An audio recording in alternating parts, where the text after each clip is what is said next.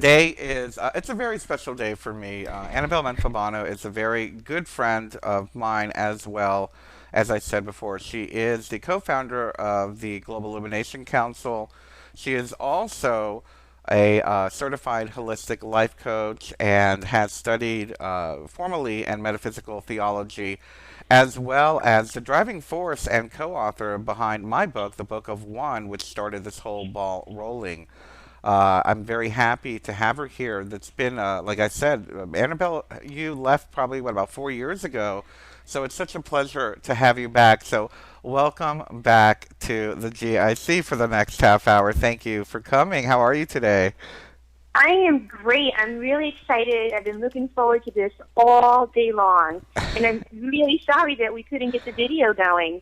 Yes, me too, me too. And again, I apologize for the audio difficulties that we have as well.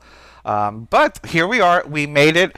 It seems to be a running story with GIC of like, one obstacle after another, but we still make it through and we still get the word out, which is so very important. And that's what we're here to do. A- Right. Anyway, Annabelle, I just want to again welcome you and thank you so much for being here today. Everybody's very happy that you're joining us. And I want to ask you today's topic, I wanted to talk about spiritual wellness. And I wanted to know what is your definition of what spiritual wellness is? I think that wellness, number one, is a very individual process. My inner well-being, my spiritual wellness is mine individually because it's something that I have come to after time spent within myself. Letting some things resonate with me, letting some things leave my present circumstance or even my surrounding at any moment, and really focusing on what it is that I truly, truly want. And I'd have to say that in 2007 is when it really hit me. Hmm. I was sitting, alone and trying to figure out, what do you really want? I asked myself that. And the answer was so clear. The only thing that came to my mind was, I just want inner peace. Knowing that that was my true want really helped me to see what was around me that was causing me not to have inner peace. And I think that began my journey into what I feel now has been my spiritual recovery.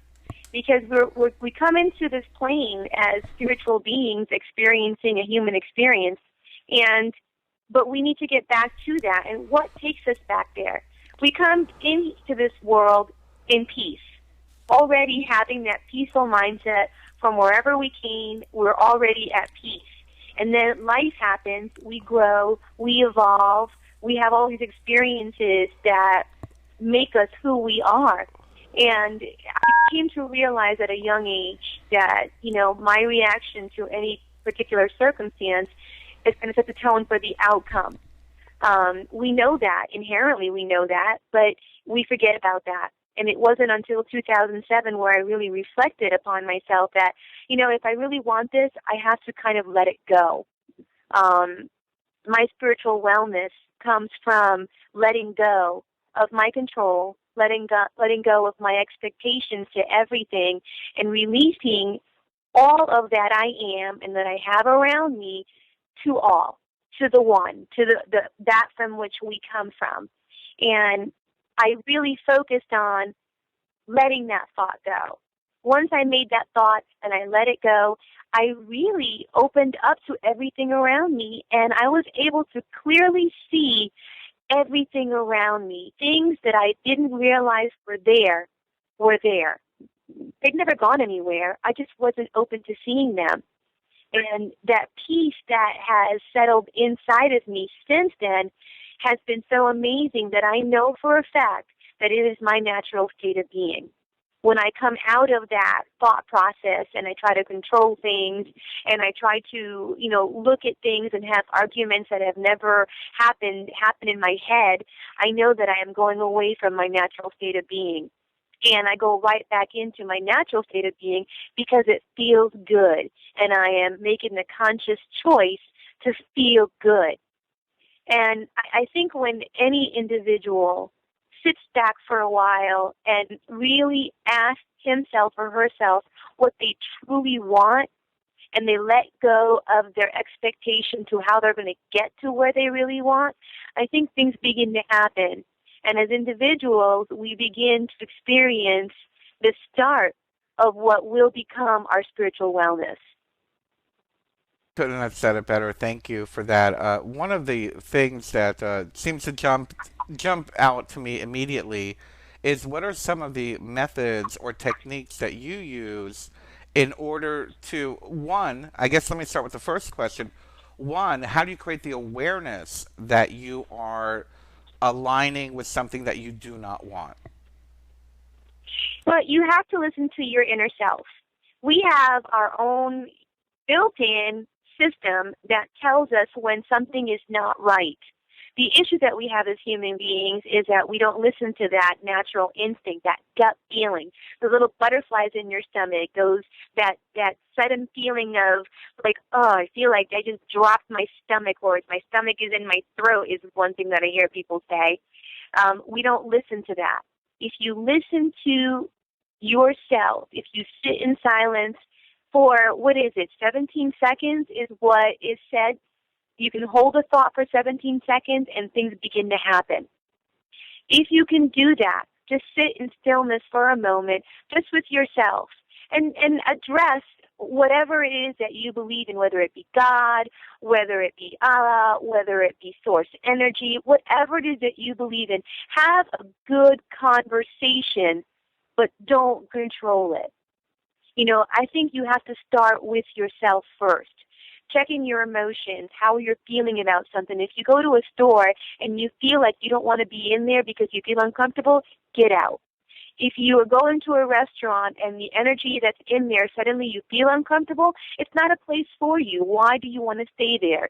If you're in the presence of someone that makes you feel amazing, just by being around them, you know that you're in the right place. Listen to your natural instinct. Listen to that which your inner self is telling you. When we stop listening to ourselves, we stop our connection to all. We are never away from all. You can't divide or separate that which is whole, that has never been divided. But you can block away your communication to it. And we have to stop doing that. And the way to do that is to listen to yourself and go by your independent and individual guidance system. That is what helps you to see. First and foremost, you have the answers. Are you willing to listen to them without judgment? Isn't that the truth? And the reality of it is that many people, including myself at times, we know what's right for us, and yet we're influenced. And this is the reality of today's world: is that we are being influenced by our peers, our family, the media, society as a norm. A great example is the idea that we have to have a certain, how shall we say, a certain way of making money, or you're not acceptable, or you have to make a certain amount of money. A lot of people's issues are with status, and that comes from the society at large. I wonder Right. what is your advice for people that are really just now learning to, for lack of a better term, listen to themselves and know the difference between something that was externally put into their subconscious versus something that's coming from their spirit. It's very difficult to separate yourself from the life that you see in front of you because it's so in your face. And the first thing that you want to realize is that you have to always question everything. You're probably the biggest advocate of that I've ever known. You have to research. You have to question everything. You have to find out what the intention is of everything that is surrounding you. We tend to take everything at face value, and we believe everything. There's a great commercial on TV right now. I'm not sure what the account is for, but there's a girl being questioned by a guy in the street, and she's said, this is true, and how do you know that's true? Well, it's on the internet, so it must be true, and the internet doesn't lie. It's not allowed. Well, it's a great tongue-in-cheek kind of commercial, but it gives you a true look of what we're experiencing out there. It's a big spoof on reality, and the reality that we're facing is that we believe everything in the magazines, in the newspapers, in the news. Fox News, anyone? You know, believe everything. And we don't take the time to question. We don't take that time. And it's okay to question. You don't have to feel guilty or feel like, oh, I don't want to question this because they may think that, there's something wrong with me. No, there's something wrong with you if you don't question. You have to question because your life is in that balance of truth versus reality versus illusion. And you know that everything in front of you may as well be an illusion. You have to figure out a way to get the strength to question. When you have a surrounding area, your community is your surrounding area, your job, your family, you have all these little worlds within the big world. These little microcosms of our lives that make our decisions for us. You have to question because in order for you to live a happy and healthy life and have spiritual wellness abound within you, you have to question so that you're not fooled, so that you're not fooled into a false sense of security, a false sense of truth, a false sense of being. And if you don't question, you're always going to have questions. Why not? Why not find out who created what, who said what, where a book came from, where the author came from, what their intention was, what this actor is doing a documentary for whatever, what this music group is all about, what this charity is all about, where are they getting their money, what is the money for, what are they spending it on, how do they divide it? We never question those things. And because we don't question, as a rule, we let our leaders do the talking. All of our leaders, whether they be clergy, whether they be government, whether they be bosses, everybody, we let them go on. You can't. You have to question because you have to make sure that whatever you're involved in is for your best benefit. And I mean best benefit, harming no one. That's the golden rule. Do unto others as you would have them do unto you, but you have to add in harm no one. We don't add. And that should be added because no one is here in this world to gain anything by hurting someone else at someone else's expense. That's not what we're here for. We're here to experience life within our natural state of being, and that's love. And we tend to forget about love when we look at anything because we tend to think of love in only the romantic sense or the familiar sense with your family. We don't realize that there is a portion of love that fits everything in our lives. And when we step away from that, that's when the arguments come in. That's when the discomfort comes in. That's when we fall out of who we really are. And we start falling backwards into fear, into anger, disillusion, frustration. We don't realize that we have the power to come out of that process. And I feel that many of us, and again, including myself, I'm very, very vocal about the fact that I'm on this path along with everybody else. Nobody is further along the path than anybody else. Some people are more Right. vocal about it. And I think you and I used to say that on the radio show. We're going through it too. We're very vocal. We want to help people along. And one of the things that I hear, that I get a lot of emails from, is the fact that the concept of sin and guilt or shame, a lot of people seem to be getting caught up in the idea that they are going against themselves, especially in the new consciousness movement or the new age or the truth movement. Oh, I ate a GMO food today, I'm bad, or I drank fluoridated water, I'm a bad person, or I watched 3 hours of TV today, I'm a bad person. I'm going against what I know is right for me and what is better for me. But the reality of that is that we are, I call it harm reduction, to move into a state of harm reduction and stop worrying about perfection. But my question to you, Annabelle, is this idea of shame, guilt, sin. Okay, so we messed up.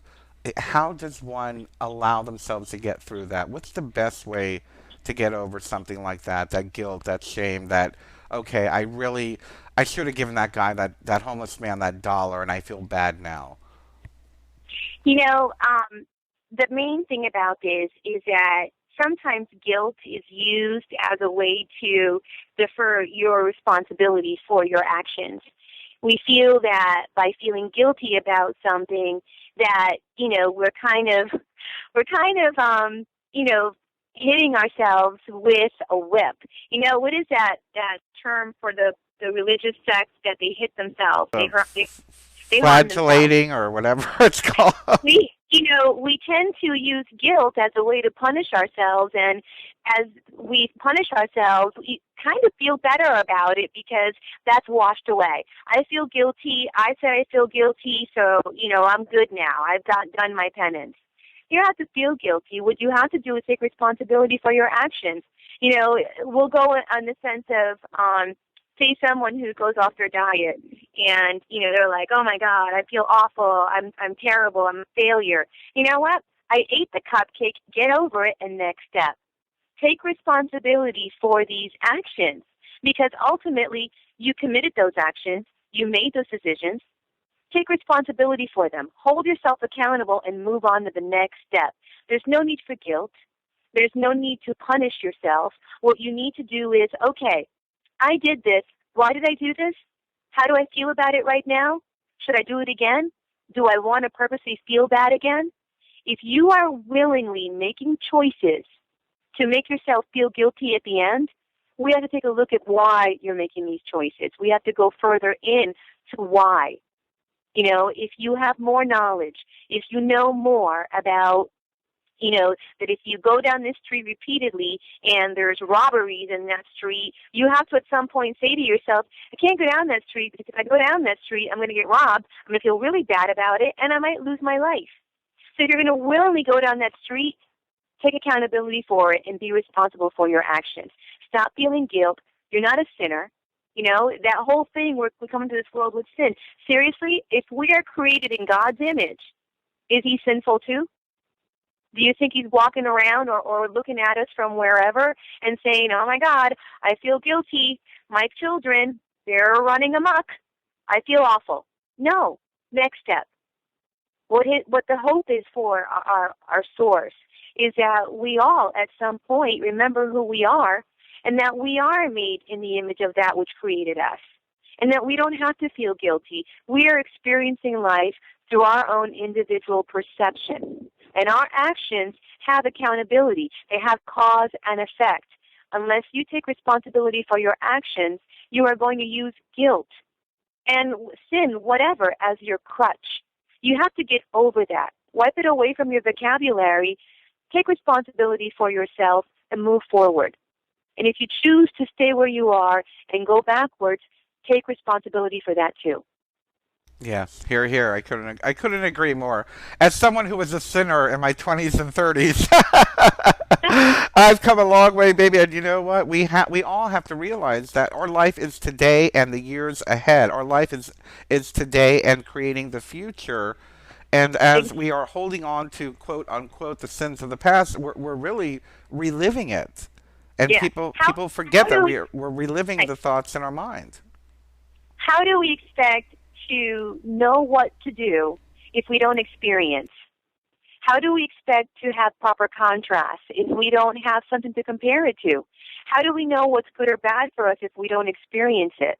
If you're fortunate enough to have a group of parents that will lead you in the right road all the way through, and you can look at your parents and say, you know what, I'm taking your advice, I'm doing what you're telling me to do, and I'm going to be just great.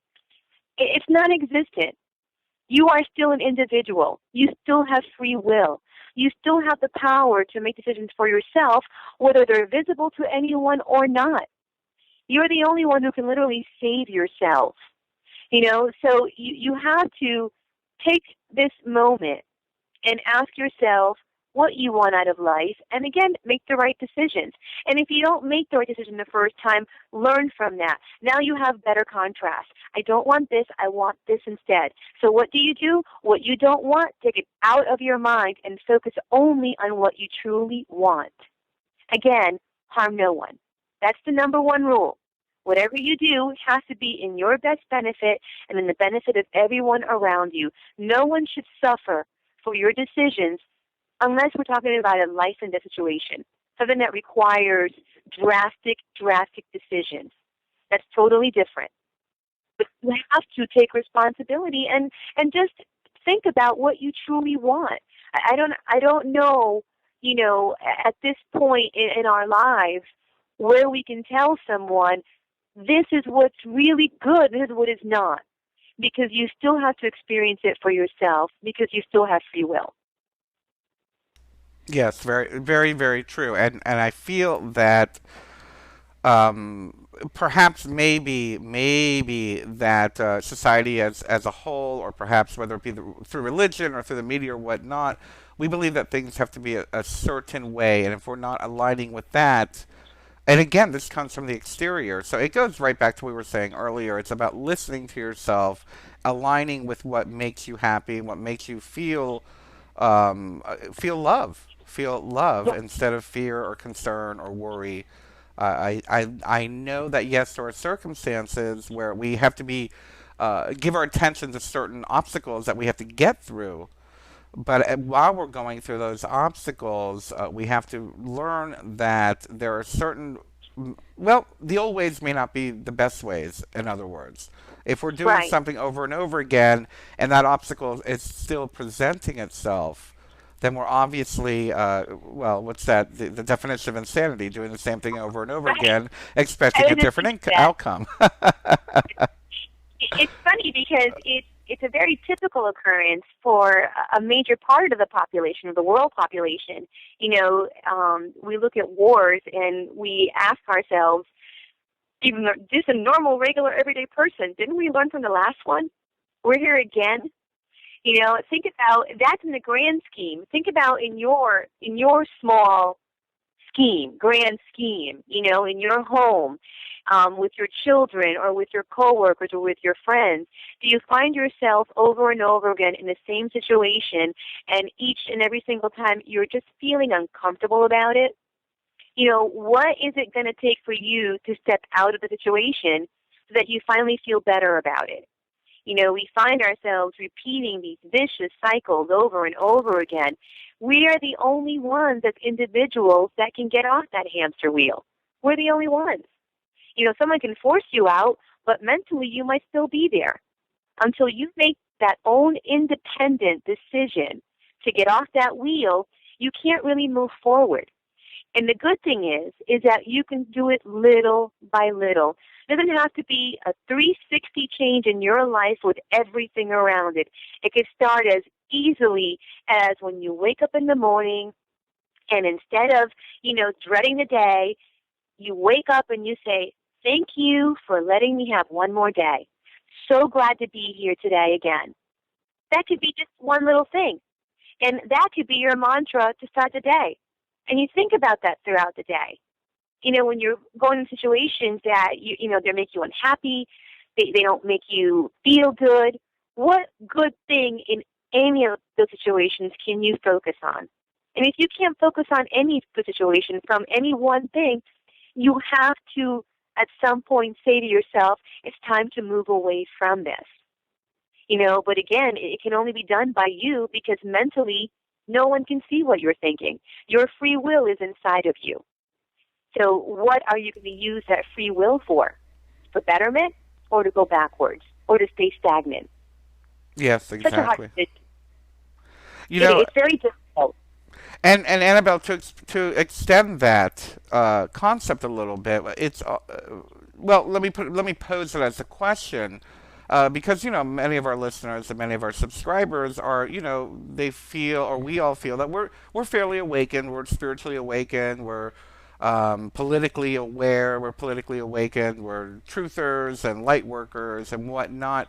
But there seems to be a common thread, and I ask this of most people that come on and do any of these shows, is that what do you tell our audience in reference to, and I'm sure you saw it in me back in the early days of this frustration with those that aren't awake. How do we handle our families? How do we handle the people that we love? How do we handle our society at large? There is also a frustration of people waiting for this new paradigm, like it's going to happen next week. Meanwhile, we know it's a decades-long process. But yet, I still, to this day, am getting emails. How do I handle my mother? How do I handle my boss who's not quote unquote awake? I've gone away from the word sheeple, but that's only the first step. What do we do to be aware of other people's free will and their path? Well, you want to look at it this way.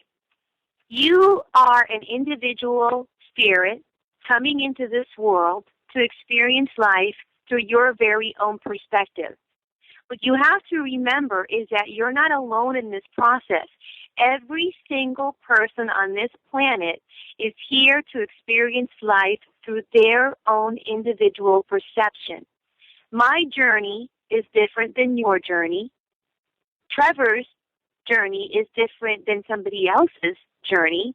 The neighbor, your father, your whoever is in your life, your coworker, your family member, anyone. We are all here experiencing life through our own perceptions. So our journeys are different. It may not be time for someone next to you to awaken.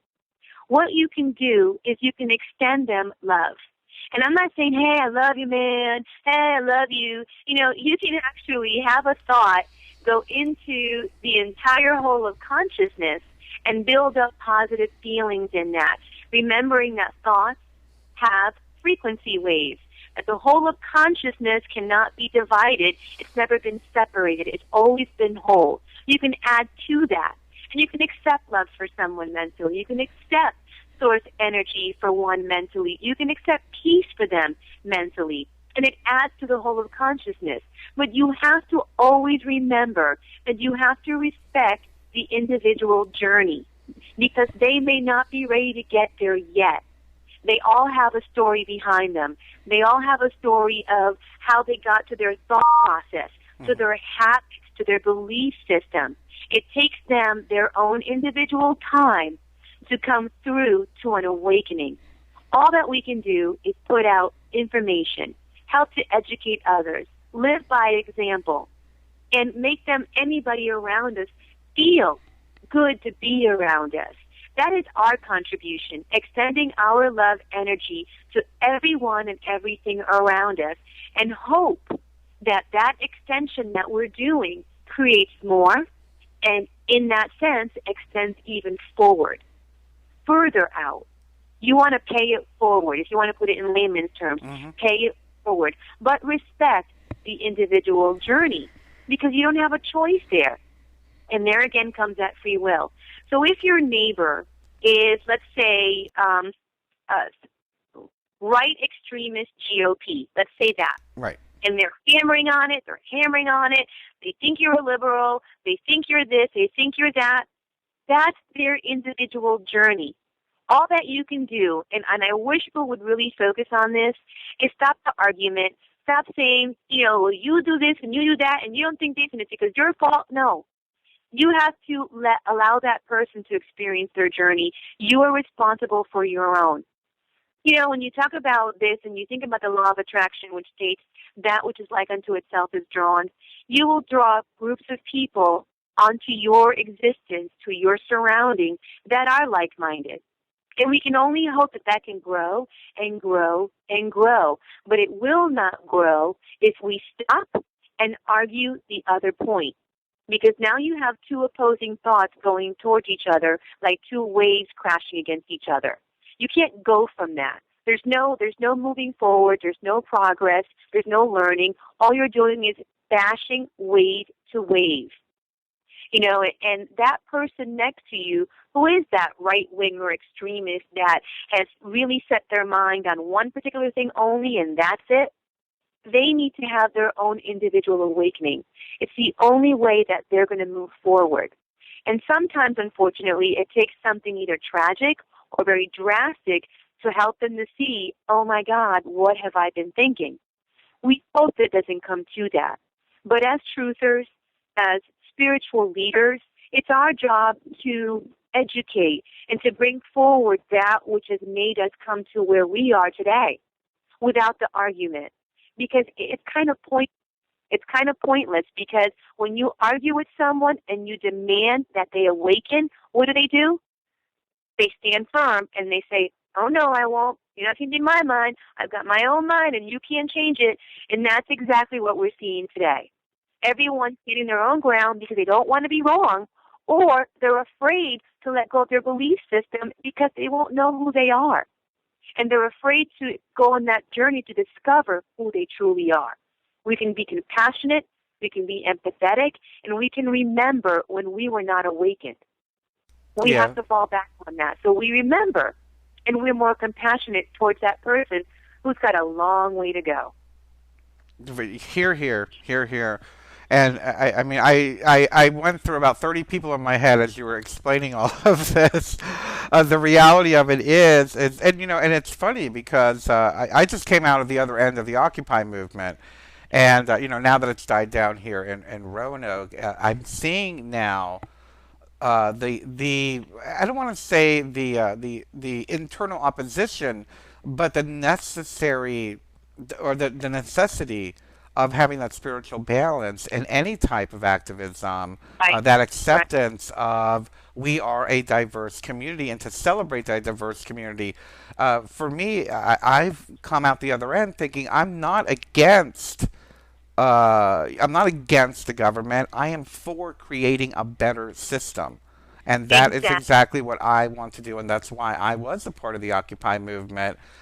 And So then we there's see the other people, two. just like you explained earlier. It could be liberals or GOP who are very happy in their role and their path. And we have to accept that. We have to Right. accept the fact that some people are going to be right wingers, some people are going to be libertarians, some people are going to be Democrats, some people are not going to vote, some people are not going to care, and that's who they Right. are. But my hope is that there's that common ground of trying to create some type of a new paradigm Yeah. or a better It, way, and that better way there starts with acceptance. Right. There has to be a change at some point. And, what we can do for these people, it's not wrong to want anything. You know what I mean? As long as again, you're not harming anyone. But we have to remember that a lot of opposition comes from a basis and foundation of fear. Hmm. When you're looking at the 1%, and they're fighting tooth and nail to keep what they have because they identify themselves. And this goes back to the beginning of your conversation. It goes back to the beginning of what you were saying about how some people identify themselves with status. Yeah. So you're looking at world leaders, you're looking at government leaders, you're looking at corporate leaders that don't want to stop what they're doing because they're afraid of losing it. They're afraid that if they don't do what they're doing, someone else is going to have more than they have. They Right. want it all because they're afraid of not having it, because they don't know who they are without it. So, you have to look at that, and the compassion comes in. At you're hoping that they will stop their fear of not having anything, of being poor, or whatever their fear is. There's definitely a fear that drives them to get what they want. Because if you were to ask any of them truthfully, are you 100% satisfied and happy with your life? You're not going to get a yes from probably 90% of the people. Because no matter what, these things don't fulfill them because they're not being who they truly are. And again, spiritual beings experiencing a human experience here on earth with us. So there's so much that we have to consider as people that are awakened, because we have to know that there are so many details that go into that fear. You have world leaders that they do what they do because they think that if they let someone else take over, everything's going to fall apart. They honestly think, I can change the world, I can be the one that can do this, but we have to hold the hammer to the government. And that's what you're seeing. You're seeing with the Bilderberg, you're seeing with the Rothschilds and the Rockefellers and everybody, how they've created systems to control the top of everything because they're afraid that if anybody else does it, they're going to lose out. Well, there's a whole big news flash for them. There's enough for everyone. They're just not letting it happen. You need to have a lot of self-love. And in order to do that, you have to, again, sit within yourself for a moment and just try to find out and figure out what it is that you truly want out of life. And realize that you do deserve to have inner peace. You do deserve to have love. You can't extend love outward if you're not ready to receive it yourself. You can say that you want to be loved. You can say that you want to have, good relationships around you, no matter what circumstance they're in, but you don't feel that you deserve it.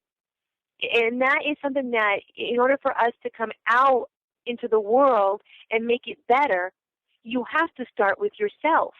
You can't go further. You can't be a teacher, a true teacher, unless you have walked that world.